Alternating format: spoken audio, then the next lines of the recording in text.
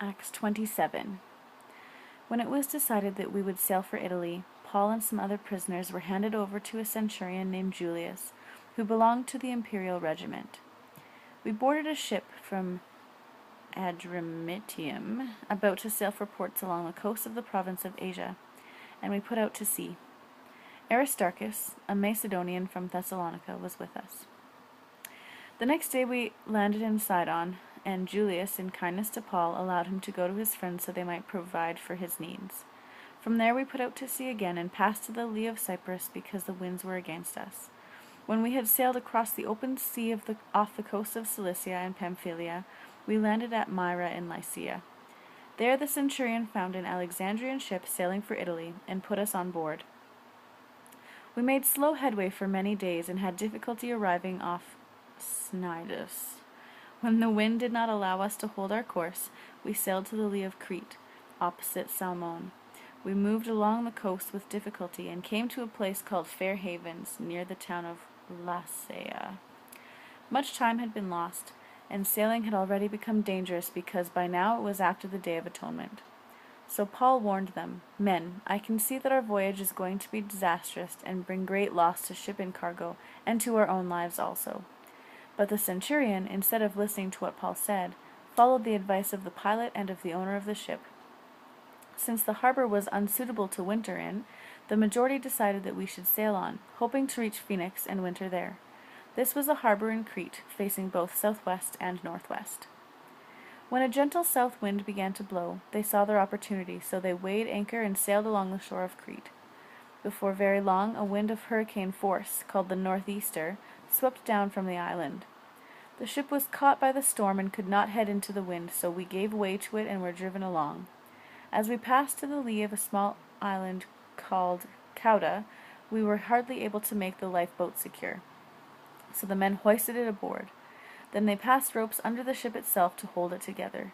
Because they were afraid they would run aground on the sandbars of Syrtis, they lowered the sea anchor and let the ship be driven along. We took such a violent battering from the storm that the next day they began to throw the cargo overboard. On the third day they threw the ship's tackle overboard with their own hands.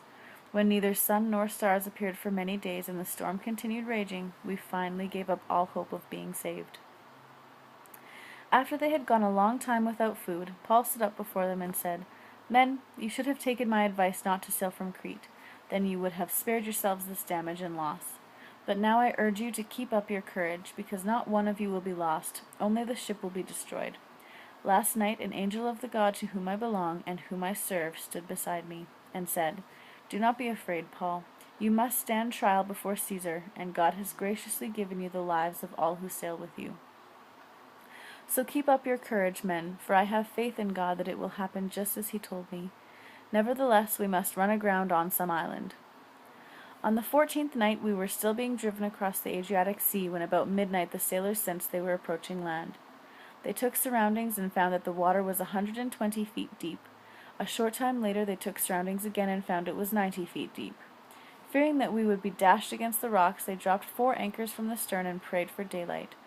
In an attempt to escape from the ship, the sailors let the lifeboat down into the sea, pretending they were going to lower some anchors from the bow. Then Paul said to the centurion and the soldiers, 'Unless these men stay with the ship, you cannot be saved.' So the soldiers cut the ropes that held the lifeboat and let it drift away. Just before dawn, Paul urged them all to eat. 'For the last 14 days, he said, you have been in constant suspense and have gone without food. You haven't eaten anything. Now I urge you to take some food. You need it to survive. Not one of you will lose a single hair from his head.' After he said this, he took some bread and gave thanks to God in front of them all. Then he broke it and began to eat. They were all encouraged and ate some food themselves. Altogether there were 276 of us on board. When they had eaten as much as they wanted, they lightened the ship by throwing the grain into the sea. When daylight came, they did not recognize the land, but they saw a bay with a sandy beach, where they decided to run the ship aground if they could. Cutting loose the anchors, they left them in the sea and at the same time untied the ropes that held the rudders. Then they hoisted the foresail to the wind and made for the beach. But the ship struck a sandbar and ran aground. The bow struck fast and would not move, and the stern was broken to pieces by the pounding of the surf. The soldiers planned to kill the prisoners to prevent any of them from swimming away and escaping. But the centurion wanted to spare Paul's life and keep them from carrying out their plan. He ordered those who could swim to jump overboard first and get to land. The rest were to get there on planks or on other pieces of the ship. In this way, everyone reached land safely.